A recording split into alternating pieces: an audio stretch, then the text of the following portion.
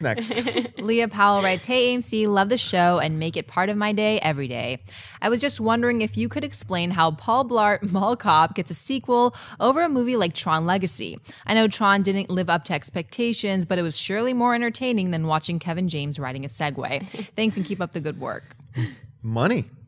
Money is what Paul Blart was made for bus fare and made truckloads of money. And that's all it's about, folks. I mean, that's because remember, I keep saying this, the movie going audience, the way we have, not a lot of people realize, we have an open line of communication with the studios. And that open line of communication is the box office. We communicate with the studios every day about what we choose to see and what we choose not to see. So when a great film like, say, we're going to be talking about this on Mailbag this weekend, but a great film like Locke comes out with Tom Hardy, right? And it makes $1.3 million. You're not going to see a sequel to Locke because the audience has voted that we're not interested in this, which is really sad. A movie like Paul Blart comes out that was relatively inexpensive to make. I mean, quite inexpensive to make. 26 million. Yeah. And it makes hundreds of millions of dollars.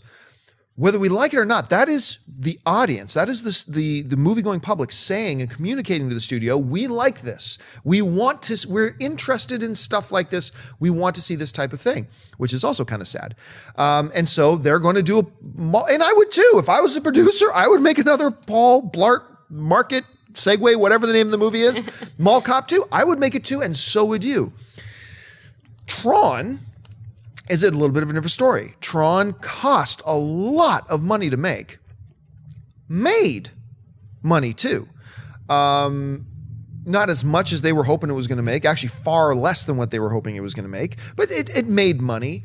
But that's what it comes down to. Plus, you know, the public reaction to and the critical reaction to Tron Legacy wasn't overwhelmingly positive. It wasn't negative either, but it wasn't over. I was really rather blah about the movie myself. So when you're asking, how can this movie, which kind of sucked, get a sequel and this one doesn't? Because people went to go see this and it became very, very profitable for the studio.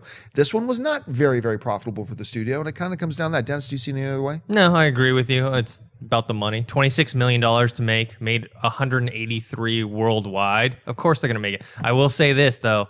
I can't wait till the second one comes out so I don't have to watch the trailer anymore. It's in front of every single movie. Yeah. So I'm like, please come out, please come out. I know, yeah, it's just really cheap to make. I mean, Tron cost $170 million to make, so it takes a lot of special effects, a lot of people, whereas Paul Blart is really simple and easy. And Locke, I think, is a different thing. Being an indie film, it would have been really inexpensive to make. Yes. And so they would never expect one-person it to film. make. Yeah, one person, one car, and then they just drove. And it's amazing how it's still really compelling. But I think they didn't want to make the money back, or they didn't need to make a huge amount on that one.